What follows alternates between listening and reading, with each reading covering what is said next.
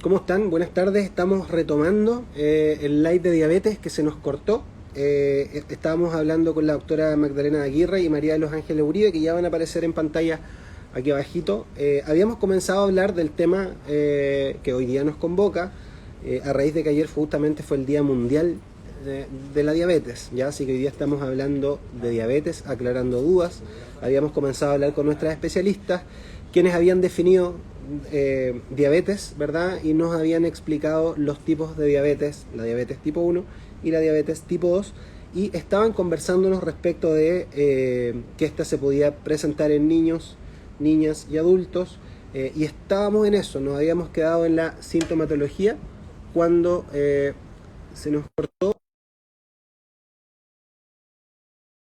tomar la conversación en donde habíamos quedado, ¿ya? Son las cosas que ocurren de repente cuando dependemos de internet. Eh, Ahí vuelvo a verlas, doctora de Aguirre, María de los Ángeles, ¿me escuchan bien?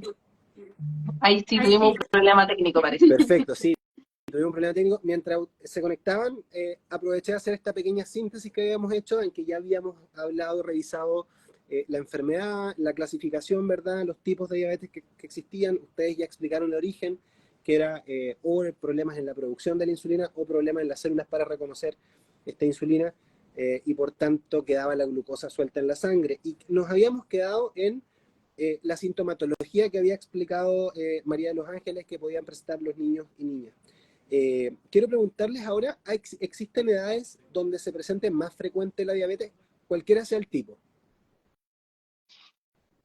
Eh, a ver, cuando hablamos de diabetes tipo 2, sí, en general es más un diagnóstico de la edad, que a mayor edad aumenta el riesgo también, en el fondo. La diabetes tipo 1, en general lo típico es que sí, se presente a edades más tempranas, pero como te decía, como la mayor parte de la investigación en diabetes tipo 1 es efectivamente en niños y en jóvenes, hay mucho desconocimiento y sabemos hoy en día que hay pacientes que debutan a edades mucho más tardías en la vida, lo que antes se llamaba diabetes LADA, que ahora sabemos que es parte del espectro de la diabetes tipo 1, y que también incluso hemos tenido pacientes que han debutado con diabetes tipo 1 siendo adultos mayores, o sea, hay mucho que no sabemos Claro, todavía de esa enfermedad. perfecto. ¿Y hay factores de riesgo que predispongan a padecer esta enfermedad? Y ahí quiero cruzarla con una pregunta que nos hacía recién en el chat Dani Fer-DZ, que dice, tengo una duda, ¿la diabetes puede ser hereditaria? ¿El factor hereditario es uno de los factores que predispone a la diabetes? ¿Y cuáles otros existen en el fondo?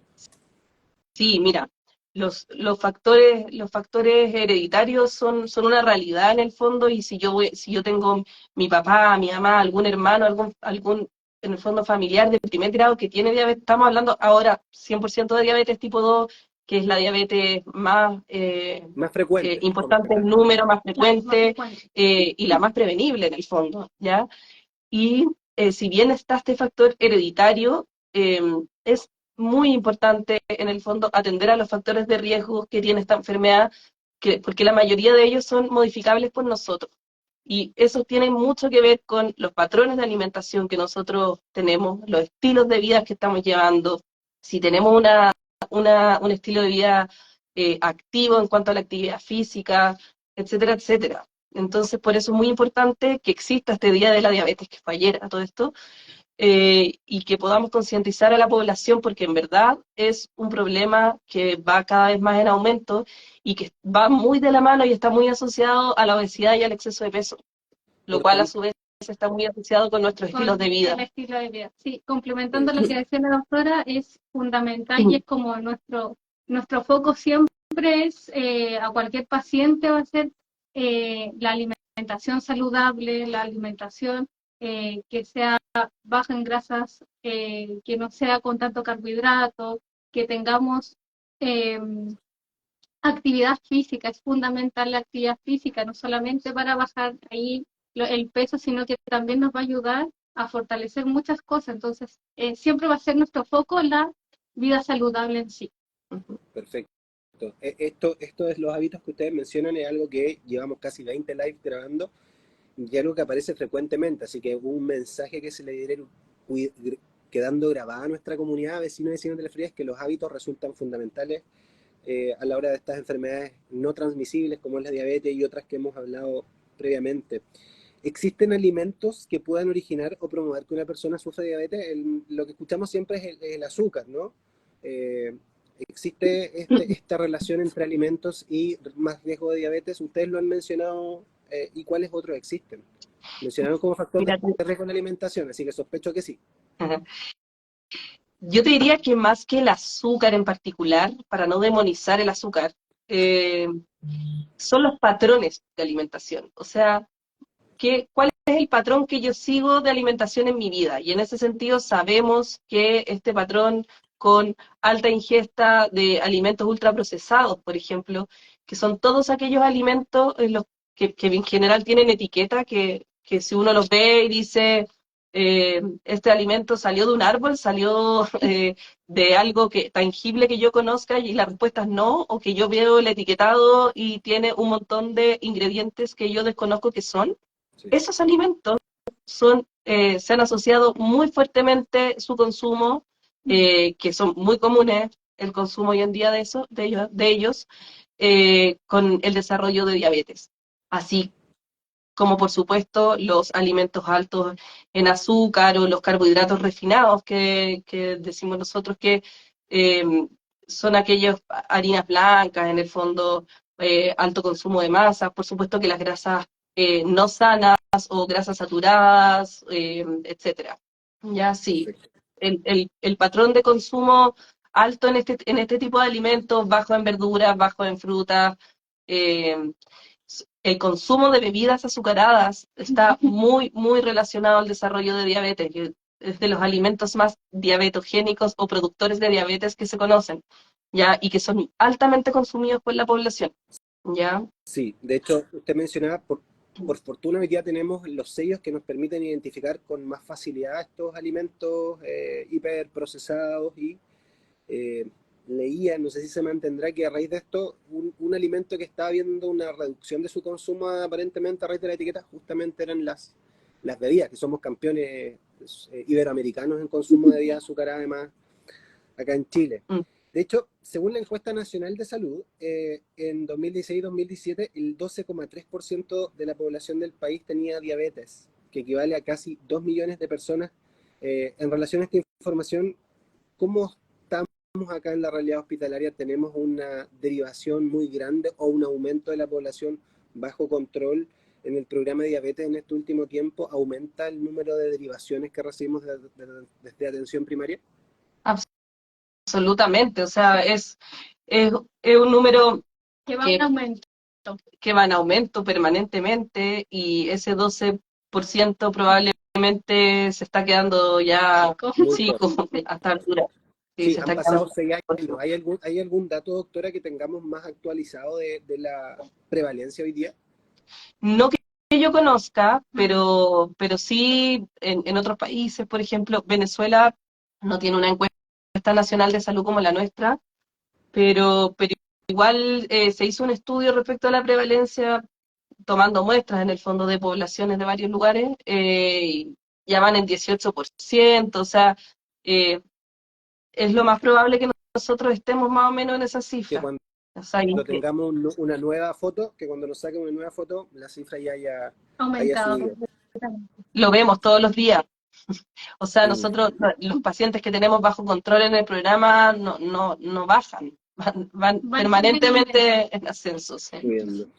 Bueno, otra reflexión que quería traer, que revisó el equipo de comunicaciones, que nace desde el Departamento de Estrategia Nacional del MinSal, que hace un análisis crítico de distintas enfermedades, y al analizar la diabetes mellitus, hablaban de que el riesgo de morir por esta enfermedad en el curso de vida es mayor en hombres que en mujeres, y en relación a esta información también, y en base a la experiencia local, ¿son las usuarias del programa de diabetes en el HLF las que más se controlan versus los hombres? ¿Tenemos una distribución también en esa línea que se asocia con este dato? ¿O localmente no hay una proporción marcada para alguno de los dos sexos? No tenemos el dato exacto Sí, realmente de proporción como tal entre hombres y mujeres. Entonces, pero sí hay un aspecto en lo que es súper elocuente, que son las hospitalizaciones por pie diabético, y ahí sí claramente hay un desbalance súper importante hacia el sexo masculino. En los Y el pie pie diabético, diabéticos. sí, el pie diabético, que es una complicación súper seria de la diabetes y que tiene mucho que ver con en el fondo, con estar permanentemente fuera de metas de control. eh, ¿Cómo se llama esto? Yo diría que tiene que ver, sí, con probablemente un perfil de hombre que vive solo, que no tiene tanta red de apoyo, que no le da importancia a la enfermedad, que no adhiere tratamiento, y pudiesen ser esos factores los que hacen que a lo mejor eso fuese más frecuente en los hombres que en las mujeres. El estilo de vida que tienen. Comprendo. ¿Cuántas personas hoy día están en el programa de diabetes aproximadamente? Aproximadamente tenemos una población de como 2.800 pacientes que están rotando constantemente en control con, tanto como enfermeras, nutricionistas y médicos. Que estos pacientes los vemos cada 3 meses, cada 4 meses, dependiendo su compensación o descompensación que tengan. ¿Y estos pacientes están exclusivamente en control con nosotros o también se mantienen en control en atención primaria? ¿En qué momento un paciente diabético tiene que venir al hospital o puede mantenerse en APS? A ver, hay muchos pacientes que nos los mandan desde APS porque están fuera de metas de control, y en APS ya no tienen como más herramientas para poder seguir intentando que el paciente vuelva a metas. En el fondo está Y nos lo descompensado, un paciente descompensado. Exacto. Sí. Y nos lo mandan a evaluación a nivel secundario en el hospital. Y hay veces en que logramos que el paciente logre volver a meta, se compense eh, con herramientas que puede encontrar también en APS, y ese paciente vuelve a controles en APS. Pero yo te diría que la gran mayoría, 80-90% de los pacientes, se queda con nosotros al final.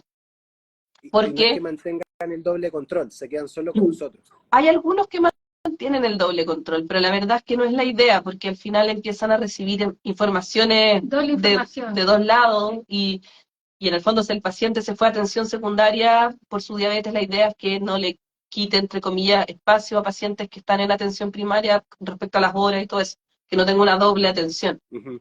Sí. Quiero leer una pregunta que está en este momento en el chat. A propósito de que la primera parte que se nos desconectó, habíamos abordado esto y no quedó grabada.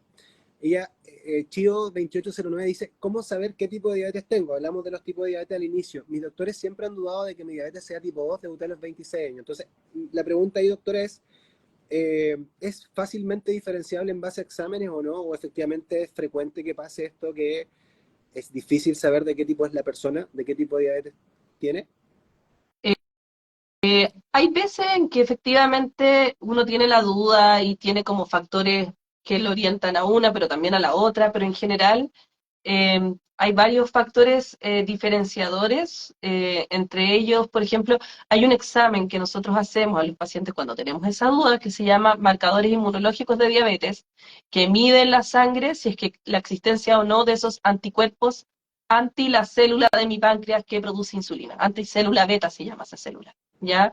Y en general, si nosotros tenemos la sospecha y ese examen sale positivo, el diagnóstico está hecho y se trata de una diabetes tipo 1. Claro, ya, perfecto.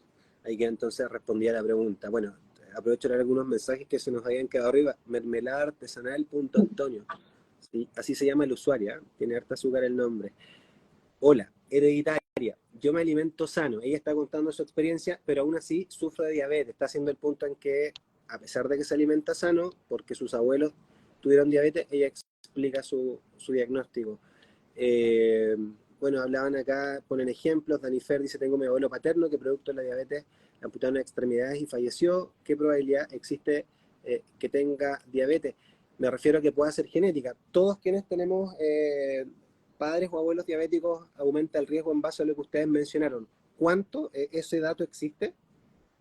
Sí, eh, a ver, los abuelos no son familiares de primer grado, entonces, si bien hay algo que habla de una genética que pudiera haber alguna influencia ahí. Lo más importante son los familiares de primer De primera grado. línea, papá y mamá. Y no es menor, o sea, si yo tengo un padre diabético, mi probabilidad puede aumentar en un 30% si los dos tienen diabetes, más de 50%, o sea, respecto a alguien que no tiene antecedentes de diabetes.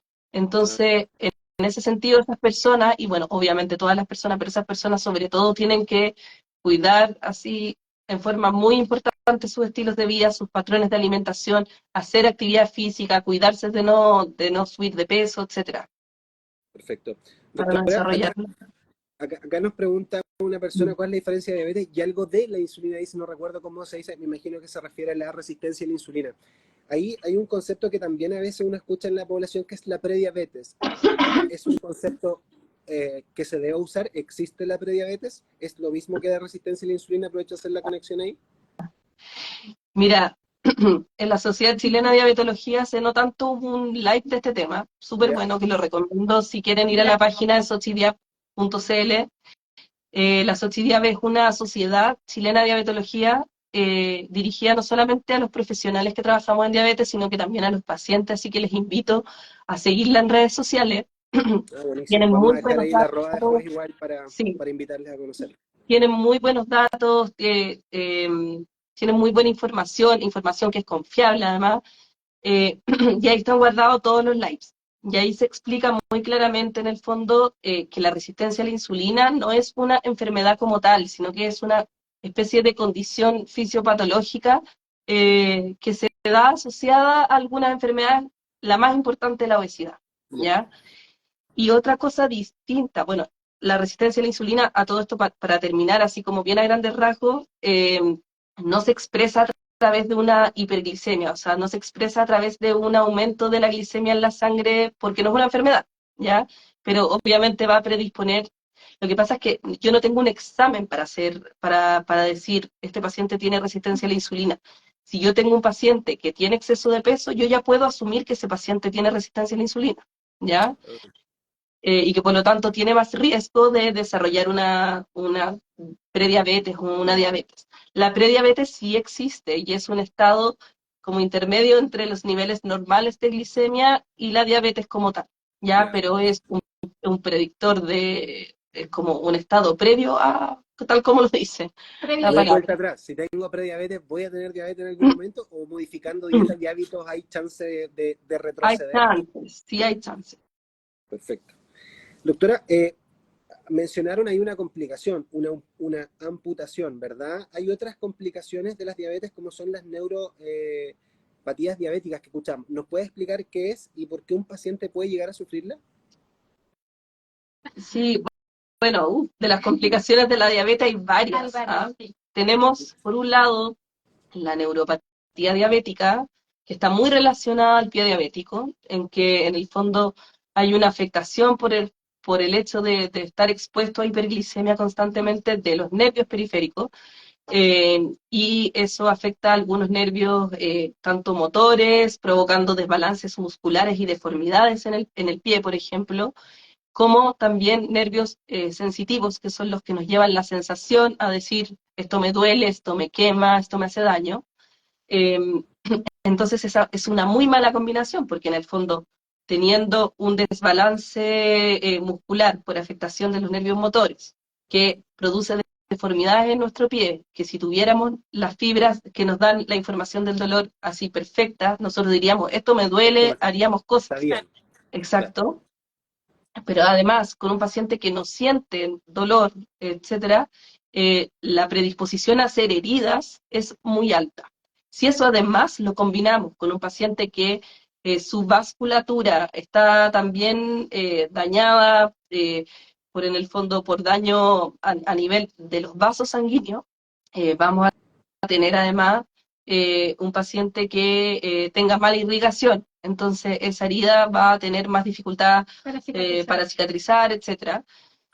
Y entonces ahí se empieza a producir todo este problema del pie diabético. Entonces el pie diabético al final es una mezcla entre neuropatía diabética, enfermedad arterial oclusiva periférica, etcétera, etcétera.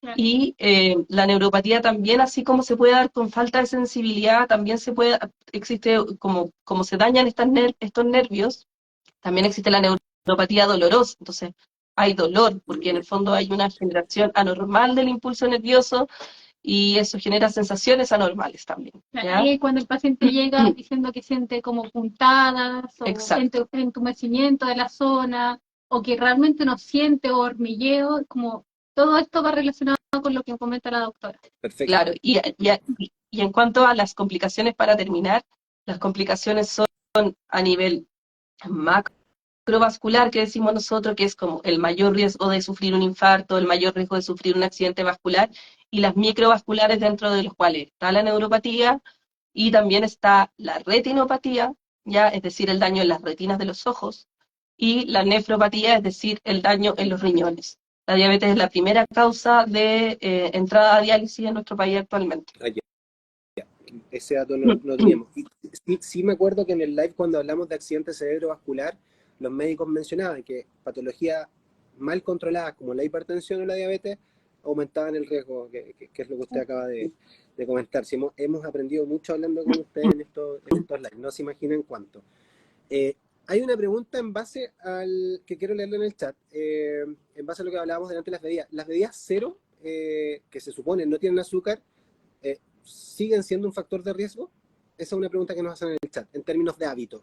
Tienen sello, yo he visto que tienen sello igualmente, así que desde ese punto de vista, sanas no son, no es como tomar agua. No, Claro. definitivamente no, pero no porque tengan azúcar, ¿ya? Las bebidas cero efectivamente no tienen azúcar, y no suben la glicemia ni nada de eso. Es una alternativa cuando el paciente va a un cumpleaños, a un evento, etcétera, etcétera, y Y se no quiere tienta. tomar agua, ok, tome una bebida, pero tome una bebida cero o light. Pero como estilo de vida para usarlo yo todos los días de mi vida para hidratarme, no es sano porque es un ultraprocesado Es un igual, ultraprocesado, ¿ya? que era lo que hablábamos de antes. Claro. En fondo, si cuentan los ingredientes, tiene hartos más que 5 o 10 probablemente la Coca-Cola. Doctora, que es una pregunta que también apareció en el chat, ¿existe una cura para la diabetes? ¿O una persona que es diagnosticada de diabetes va a morir con su diagnóstico porque no se va a poder curar? ¿O se puede curar a alguien? No, No, la La lamentablemente es una prediabetes, enfermedad sí. crónica. La prediabetes, sí. Claro, podríamos hacer cosas para revertirla, pero está ahí, ojalá no llegara a eso igual. Pero la diabetes como tal no es es una enfermedad crónica. Perfecto. ¿Y en qué consiste el tratamiento de diabetes una vez que yo debuto y me diagnostican de diabetes? Ya, sea cuál haya sido el motivo, tengo diabetes. ¿Qué es lo que me va a tocar hacer de aquí en más durante toda mi vida? O sea, lo más importante, lejos, Cambia de hábitos. sí, que le digo a todos mis pacientes, la mitad del tratamiento o más es el cambio de estilo de vida. Es decir, alimentación saludable, esto muy a grandes rasgos, esto llevado también con una nutricionista, etcétera, etcétera. Por favor, estoy así hablando muy en general. Eh, estilos de vida saludables, con patrones de alimentación que me favorezcan. Hay patrones de alimentación estudiados, como el patrón de la dieta mediterránea, que es un patrón alimentario que puede ayudar. La actividad física, el hacer deporte, eso también puede llevar mi glicemia a rangos más normales. O sea, hacer mucho hincapié en las medidas no farmacológicas, porque aunque yo use la mejor insulina, el último tratamiento más increíble que ha salido de estos, los más modernos, etcétera, etcétera, análogos de GLP-1 como el famoso Ozempic, aunque yo ocupe todo eso, si yo no cambio mis estilos de vida, no me va a ir bien lo más probablemente. Y ya cuando hablamos de tratamiento farmacológico, se nos abre un espectro súper amplio que daría para hacer una clase o toda la especialización. Pero Así que, pero tener incluye diabetes, fármacos orales, inyectables, pero etc. si tengo diabetes, doctora, además de modificar mi hábito, siempre voy a estar acompañado de tratamiento farmacológico. ¿O hay diabetes que pueden no tener un tratamiento farmacológico? Muy pocas, te diría yo. Muy La pocas. mayoría por lo menos lleva algún tratamiento farmacológico oral y además se caracteriza por ser una enfermedad progresiva que va aumentando la complejidad de su tratamiento a medida que pasan los años también. Perfecto. Estas personas van a tener que estar controlándose los niveles de azúcar en sangre de manera frecuente o salvo cuando sientan que algo está extraño en el cuerpo? Idealmente, en el mundo ideal, todo ¿Sí? paciente con diabetes debería medirse las glicemias. Pero ¿Existe recomendación de alguna frecuencia ahí, doctora? depende del tratamiento que utilice. Ah, perfecto. Eh, Obviamente no es lo mismo un paciente que está con antidiabéticos orales solamente que un paciente que está ocupando 2 tipos de insulina en un esquema intensificado. Ese paciente se va a tener que medir mucho más, obviamente. Pero Doctora, ¿y esta medición la hacen con estos dispositivos caseros que venden en farmacia? ¿Con eso es suficiente? ¿No es necesario tomarse un examen de sangre y venir con nosotros al hospital? ¿Bastaría con eso? ¿Son confiables? ¿para qué? Para saber los niveles de azúcar en la sangre. Para hacer un diagnóstico de diabetes no se hace No, con no. eso. Cuando ya soy diabético y necesito estar haciéndome los controles. Sí. Existen, bueno, las clásicas glucometrías capilares, ¿Sí? y existen muchos glucómetros en el mercado. Hay algunos que están más certificados en cuanto a precisión que otros. Eh, y tenemos tecnología más nueva, que son los llamados monitoreos continuos de glucosa. El más conocido, el monitoreo continuo de glucosa FLATS, te diría yo, por la población, que se llama Freestyle Libre, eh, ¿Ya? que este dispositivo que se coloca a nivel subcutáneo y que mide los niveles no directamente de la sangre, sino que de este liquidito como que hay entre las células, el líquido intersticial que se llama, y que permite tener una idea 24/7 de cómo están mis glicemias. Un ¿Y hay poco. hasta relojes ahora, doctora, que prometen medir azúcar? ¿Es confiable eso? Pero todavía lo prometen. Ya, O sea, la miden muchos de ellos, pero digo, como que están certificados y los no, usemos, no diríamos eh, confiar todavía. No son no confiables. todavía, pero va para allá todo. Ya, vamos a llegar con eso. Doctora, nos han escrito en el chat 2 veces respecto del OMA, del examen OMA. Si nos puede comentar. Porque Ya. la última vez que nos hablan del OMA dicen como que aparentemente fuera un examen que se los indican para diagnosticar la resistencia a la insulina. Si nos puede aclarar esto del OMA. Ya, perdón. El OMA es un examen que los diabetólogos que somos especialistas no utilizamos, Ya, ¿ya?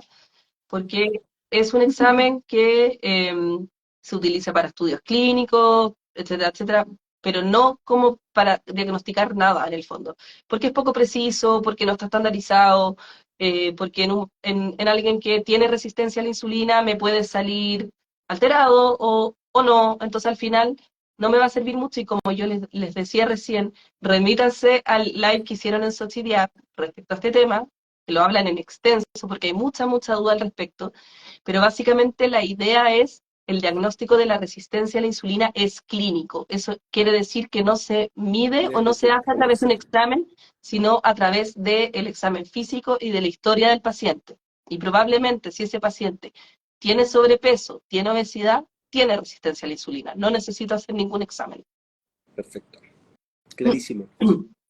Ya mencionamos las relaciones que existían entre enfermedades coronarias y diabetes por estas alteraciones, ¿verdad?, en las paredes de los vasos sanguíneos. Así que esa me la voy a saltar de la pauta que teníamos, doctora. Y ya estamos terminando la pauta, en verdad, ya nos van quedando unos poquitos minutos. Así que quiero que nos vayamos al funcionamiento de la unidad, del programa de diabetes. El mecanismo de ingreso a la unidad de diabetes, entiendo, si no, por favor, corríjanme, es siempre desde APS o eventualmente derivado por otra especialidad. La interconsulta, en el fondo, es el requisito básico, ¿no?, para atenderse con ustedes. Sí, así es. Como lo había comentado anteriormente la doctora, paciente que está muy descompensado y que en APS ya no encuentra los recursos para poder tratar su diabetes, se va a hacer la derivación correspondiente para que nosotros lo tratemos con los recursos que tenemos aquí en el programa. Ya siempre va a ser por derivación y se ven algunos criterios que, que tengan los pacientes para ver si ingresan o no al programa. Perfecto. ¿La diabetes es una de las más de 80 patologías GES? Sí. ¿De qué se trata este GES en particular? Porque una de las cosas que hemos hablado en otros live cuando se habla del GES es aclarar que el GES tiene sus tiempos según las patologías y sus garantías según patología. En este caso, el GES de diabetes, a grandes rasgos, ¿de qué se hace cargo? Se hace cargo a partir de la sospecha. Bueno, siempre hay que pensar que está el diabetes tipo 1 y el diabetes tipo 2. Hablemos de las dos. Claro. Se hace cargo desde que yo tengo la sospecha por un examen que me realicé que se encuentra alterado, del diagnóstico, se hace cargo también del tratamiento, ya sea farmacológico y de Seguimiento del también. seguimiento también. Claro. Perfecto. Entendiendo que la pandemia, esto se lo hemos preguntado a todos los especialistas, y es también para poder contarle a los vecinos y vecinas cuál es la realidad de las distintas especialidades, ¿ya? La pandemia afectó la mayoría de las atenciones en salud, si no todas, porque se cerraron pabellones, bajó la atención ambulatoria. En particular, en diabetes, ¿hemos podido retomar las cifras pre-pandemia en términos de atención o aún hay brechas para alcanzarla, para lograrla? Este escenario pre-pandemia, que era el normal. Yo creo que sí, que ya muchos pacientes ya han retomado sus controles como tal. Hay una población que todavía la tenemos media perdida, no tenemos una cifra como exacta de esta población, pero sí, efectivamente ya están retomando sus controles, volviendo a como a esta normalidad y rescatando a estos pacientitos que ya se han encontrado medio perdidos por la pandemia y ya estamos retomando con todo. Ya, qué buena noticia eso. Y estas preguntas les pido que sean respuestas muy cortas. Creo que en la mayoría son sí o no. Ustedes son las expertas, así que ustedes ahí obviamente profundizan si amerita, pero nos queda muy poquito tiempo. Estas son preguntas que nos dejaron en los últimos días en la caja, ¿ya? ¿Los diabéticos pueden beber alcohol? Sí. ¿Deberían beber alcohol? Moderadamente, y depende del tipo de alcohol, sí. Tomando ciertas medidas, convérselo con sus médicos si ocupan insulina sobre todo. Perfecto. ¿Puedo dejar de inyectarme insulina si elimino las golosinas y el azúcar de mi dieta? Lo pregunta una persona con diabetes. Depende, ahí no es sí o no. Ahí depende del tipo de diabetes, del tiempo de evolución, de cuánta insulina. O sea, háblelo con su médico en el próximo control porque esta respuesta es casual. Pero deje las golosinas en todo caso porque de que le va a ayudar, le va a ayudar. Sí, clarísimo. ¿Por qué cuando uno va a donar sangre le preguntan si es diabético o le miden la glucosa? ¿Acaso los diabéticos no podemos donar sangre? ¿No escribió alguien? Es que es una buena pregunta esa. Yo no te diría que no pueden necesariamente, pero es por la persona misma que está donando, más que nada, te diría yo. Perfecto. De hecho, vamos a apuntar ahí porque tenemos que hacer un live con la unidad de medicina transfusional porque hay muchas preguntas también que nos llegan por distintos canales relacionados con la unidad de medicina transfusional. Nos van quedando solo, estamos logrando el cometido. Yo sufría de hipoglicemia, pero debido a mi obesidad me operaron de cirugía bariátrica en el hospital. Lo bueno es que ya no tengo que tomar metformina, pero nunca entendí por qué dejé de tomarla. ¿Me lo pueden explicar? Ya, sí. Me imagino que la pregunta decía hiperglicemia. ¿Que sufría de hiperglicemia? Sufría de hiperglicemia, sí. Sí, probablemente este paciente o esta paciente tenía o prediabetes o diabetes y por eso tomaba metformina. Y la cirugía bariátrica efectivamente en mucha gente, especialmente en aquellos que tienen poco tiempo de evolución de la diabetes, cuando se trata de una diabetes tipo 2, muchas veces lleva a la remisión a la enfermedad. Eso quiere decir que queda como en una especie de estado latente, por así decirlo, en que no necesitan ocupar fármacos. Y por eso se le retiró probablemente la metformina. Perfecto. Si tengo diabetes, ¿me puedo hacer un tatuaje o es riesgoso? Se puede hacer un tatuaje, sí. Sí, puede. Vayan, quien lo hizo, vaya a hacerse el tatuaje. Y lo último, doctora, que también lo preguntaron en el chat, y con esto ya terminamos y les agradecemos su tiempo. Y esta pregunta la hicieron los días previos y también la hicieron en el chat, la había dejado para el final, que es respecto de la diabetes gestacional. Si de manera muy resumida da para explicarlo, y si no, solo responder lo que nos escribió en el chat, si después de la diabetes gestacional quedo con diabetes. No necesariamente, pero sí es un factor de riesgo para desarrollar diabetes tipo 2 en el futuro. Perfecto. Y entiendo, doctora, que en términos generales la diabetes se produce en el embarazo porque el embarazo pone a prueba justamente Así es. todos los mecanismos relacionados con justamente la destrucción de la glucosa, ¿no? Exactamente, el embarazo es un estado de mayor insulinoresistencia. Entonces, en una paciente, claro, una paciente que ya tiene factores de riesgo para desarrollar diabetes, que viene con sobrepeso u obesidad, que tiene el factor de riesgo familiar, etcétera, etcétera, este es un estresor más que le ponemos a ese paciente para el desarrollo de hiperglicemia en el embarazo. Era Y la al gota que sacar este factor, faltaba, era la gota que faltaba para que claro, debutara. Claro. no, pero no, muchas veces no es una diabetes tipo 2 que debuta en el embarazo, eso es diferente. Cuando hablamos de diabetes gestacional, que es una diabetes propia del embarazo solamente, eh, cuando se acaba el embarazo, la mayoría deja de tener la diabetes. Pero sí, el haber tenido diabetes gestacional o sea, obviamente Predispone. el haber tenido diabetes gestacional es un factor de riesgo a futuro para tener diabetes tipo 2. Y esto lo vamos a saber en qué momento, son 6 semanas después del parto, el examen que va a definir. Exactamente. Idealmente, la idea es reclasificar a la paciente en cuanto a su estatus metabólico, por así decirlo, eh, 6 semanas después del parto, hacerle una prueba de tolerancia oral a la glucosa. Y de ahí en adelante, si la paciente afortunadamente no queda con diabetes, eh, por supuesto que seguir controles, controlar los factores de riesgo, los estilos de vida, etc. Perfecto. Bien, son las 16 horas en punto, así que hemos logrado el cometido. Les agradezco, doctora Magdalena Aguirre y María de los Ángeles, enfermera del programa de diabetes, por esta conversación. Les quiero agradecer a las personas que estuvieron conectadas, recordarles que este live queda en Instagram, así que lo pueden compartir con familiares que tengan diabetes o que justamente estén derivadas, por ejemplo, a nuestro hospital, para que sepan cómo funciona, con qué se van a encontrar, cuál es el manejo que nosotros como hospital les vamos a ofrecer. No sé si hay algún mensaje al cierre que quieran transmitir, alguna de las dos.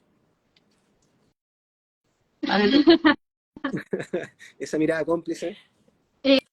Yo creo que lo hemos repetido varias veces ya durante este live. Más que nada, cambiar los estilos de vida para prevenir un poquito esto. Estando con diabetes, no con diabetes, hay que cambiar los estilos de vida, que es necesario. La alimentación y la actividad física es fundamental. ¿Ya? Este es como el llamado a la gente que nos mira hoy día, cambios de estilos de vida. Sí, y Y actividad física, pequeñas cosas, nadie les pide que vayan a comer, a correr la maratón. La maratón y el gimnasio, la Si tienen un trabajo sedentario y están todo el día sentados, no permitan estar más de 30 minutos sentados, párense, vayan, hagan algo. En el fondo, elijan subir escaleras en vez de los ascensores, elijan caminar más de la micro, del metro a sus casas, a sus trabajos. Y por supuesto, sobre eso, idealmente hacer actividad física dirigida fuera o sea, o específica, ¿ya? Pero en el fondo, en nuestra vida en general hay muchas actitudes como sedentarias que podemos cambiar haciendo cosas súper simples, doctora, ¿ya? y para cerrar, sobre todo, si sé que mi papá o mi mamá tiene diabetes, debería ponerme con más ganas de hacer todo esto que ustedes dicen, porque usted mencionaba, el riesgo aumenta un 30%, si mi mamá y mi papá son diabéticos, un 50%. Así que esas personas con mayor razón, terminando de ver el live, deberían salir a caminar, correr, modificar su hábito, ¿no? Sí. Mantener el peso a niveles saludables también. Eso es lo fundamental. Bien, pues con esto entonces damos por terminado el live del día de hoy de diabetes. Vuelvo a reiterar la invitación a todos quienes nos ven, que sigan las redes sociales del hospital, porque conversaciones como estas con nuestros expertos estamos sosteniendo todas las semanas de manera bien regular, hace ya más de 20 semanas. Así que agradezco, doctora, nuevamente, María Los Ángeles, al equipo de comunicaciones que hace estos live posibles, al equipo de TI también que nos da soporte, y que también hacen preguntas de vez en cuando, si también participan de la cajita de ellos, ¿ya? Así que nos vemos, muchas gracias, y vamos a dejar también ahí el @, de este live que usted nos dijo, doctora, para que la comunidad pueda verlo y profundizar, sobre todo en el tema de resistencia a la insulina. Y ¿Ya? sigan Que estén muy bien. sí. Vamos a compartir. Eso. Chao, que estén bien. Chao, Chao, hasta gracias. luego.